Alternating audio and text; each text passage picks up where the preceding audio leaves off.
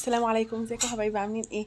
اهلا بيكم. النهارده بقى ان شاء الله هنعمل سمك سنجاري بطريقه سهله وبسيطه، مفيش احسن من كده. وهيكون في البيت. وبصي، هتشتري سمك وانت اللي هتعملي كل حاجه بايدك، ولا احلى ولا انضف من كده. هنسمي الله ونصلي على الرسول عليه افضل الصلاه والسلام صلى الله عليه وسلم. هنجيب كبه او المفرمه بتاعت التوابل بتاعتك، او الخلاط بتاعنا، وهنسمي الله وننزل فيه بأربع خمس فصوص كده من التوم كبار، أو ستة سبعة صغيرين. وهنحط معاهم واحد فلفل رومي أو اتنين، واتنين سبايسي.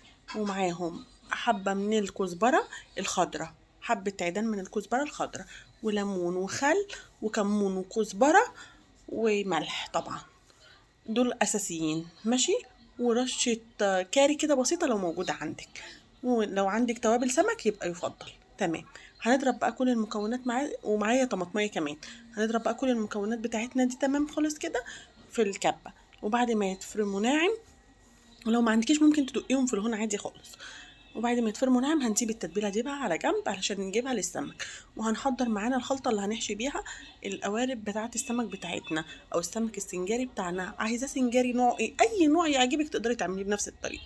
انا عملت ماكريل، ممكن تعملي بوري، ممكن تعملي البولتي العادي اللي تحبيه، ماشي. دلوقتي انا خرطت بصل حلقات جوليان كده، وعملت معاهم طماطم متقطعة مكعبات صغيرة مش كبيرة. وعملت معاهم فلفل ألوان، ومعاهم فلفل رومي، وحبة كزبرة، ده كرفس مش كزبرة. وقطعنا بقى الكرفس بتاعنا كده حلو. وهننزل بيه بقى في بقية الخضار اللي احنا مقطعينه للحشوة بتاعتنا. وهنحط لها جزر مفروم ناعم، مبشور يعني. لو عندك فريش اوكي، انا كان عندي مجمد وحطيته معاهم. وهقلب الخلطه كلها. وطبعا هنزل بالكزبره وتوابل السمك. لو ما عندكيش تقدري تحطي رشه من الكاري على الكركم، على الكمون والكزبره والملح. وكده تبقى احلى توابل. ورشه من الشطه لو بتحبيه سبايسي. لو عايزاه حامي ممكن تحطي رشه بابريكا، بارد سوري تحطي رشه بابريكا. وكده خلاص. ونحط معلقتين من الخل ومعلقتين من الزيت وعصرة ليمونة، وطبعا الملح بتاعنا حسب الرغبة. ونقلب كويس قوي. ونجيب بقى الفويل بتاعنا اللي هنعمل بيه شكل القارب، قارب اللي هنحط فيه السمكية على شكل السمكية يعني.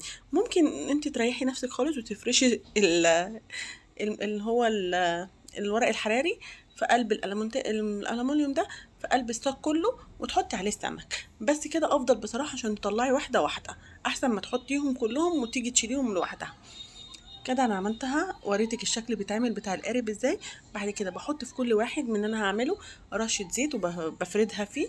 وبروح بقى حاطه رشه من الخضار اللي انا ما عملته وبحطه تحتيه. وطبعا ما تنسيش في قلب الخضار ده بحط حبه من التتبيله اللي انا عملتها دي، ضروري. التتبيله اللي احنا عملناها بحط منها معلقتين ثلاثه على الخضار، وبقلبهم مع التوابل بتاعتنا والملح وكل حاجه. وخلي بالك علشان انت هتحطي التتبيله حقيقه وتحطي ملح، فخلي بالك اظبطي الملح بتاعك. وبعد كده بتطبقيه بقى بالشكل ده كل السمك اللي عندك بنفس الشكل على شكل القارب كده. وتكوني حاطه تحتيهم رشه الزيت وحبه الخضار. وتيجي بقى من فوق هتتبلي السمك بتاعك عادي خالص بالتتبيله اللي احنا عملناها. التتبيله دي كانت عباره عن ايه؟ نقول تاني يا جماعه معلش. كانت عبارة عن حبة كزبرة خضراء، وعليهم طماطماية، وعليهم قرنين فلفل رومي وقرن فلفل حامي. ونزلنا بيهم في الكبة بتاعتنا، وعليهم التوم طبعا، والكزبرة الناشفة، والكمون والكاري، والملح بتاعنا، والليمون والخل. وظبطناهم وضربناهم وحيقنا بيهم. بعد كده بقى بجيب الخضار بتاعي اللي انا قطعته عليه الكرفس. والكرفس حلو قوي، بيديكي نكهة حلوة قوي قوي وليه فايدة. هنا هنحط بقى الطماطم بالكرفس بالجزر بالفلفل، كل اللي احنا عملناه على قلب السمك. بعد ما حطينا التتبيله على الوش بقى بنحط الخضار. وبعد كده بنروح اي حبه ميه نزلوا من الخضار ده بنسقي بيهم، علشان طبعا هو واخد من التتبيله. ونحط له شرايح ليمون. وكده عملتي احلى سمك سنجاري. وهتدخلي الفرن، فرن طبعا سخن قوي. ونروح بقى مدخلينه. هياخد معاكي 10 دقايق بالظبط. حاولي تشغلي الاتنين مع بعض، الشوايه والبتاع ده الفرن يعني. ومش هياخد معاكي وقت خالص. وبعد كده جبت سمك بلطي عادي خالص، فتحته من على فكره السمك السنجاري ده كنت فاتحاه من الظهر، لكن السمك البلطي فتح من قدام عادي من بطنه. ومتنضف كويس قوي. واهم حاجه السمك بتاعنا بيتنقع في محلول الملح بتاعنا بعد ما بنغسله فمين 3 كده يا جماعه. بنروح نقعينه في محلول الملح بليمون، بحبة جنزبيل، بخل. وده ضروري قوي قوي قوي يا جماعة، بياخد حوالي ربع ساعة نص ساعة في النقع ده، وبيطلع قلبه ابيض زي القشطة، علشان كده ما بتبقاش فيه الحمد لله يا رب زفارة خالص.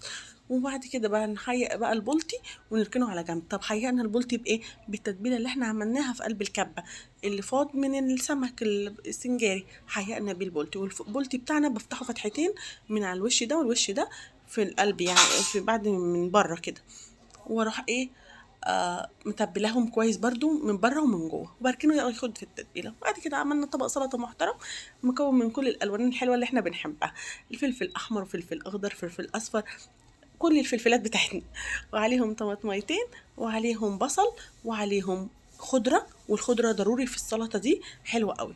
كل انواع الخضرة بتاعتك حطيها، اللي هي الكزبرة والبقدونس وطبعا الشبت. وعملنا احلى طبق سلطه وعليه حبه ليمون وخل وظبطنا. وبعد كده انا فرمت بصله كبير، قطعت بصله مكعبات ما فرمتهاش، بصلايتين كده كبار حلوين، وحطيتهم في حله فاضيه على النار معاهم 4 معالق ولا 5 معالق من الزيت. قلبتهم قوي لحد ما ادوني لون الجولد اللي هو الذهبي يعني، بس ذهبي غامق سن. وبنزل عليهم بطماطمايه كبيره متقطعه مكعبات صغننه قوي لحد ما يديني لون بني شويه، بس مش محروق عشان ما يعملش مرار. وبعد كده بنزل بالرز بتاعي وافضل اشوح معاه تحميره كويسه عشان يفضل مفلفل ما يعجنش مني.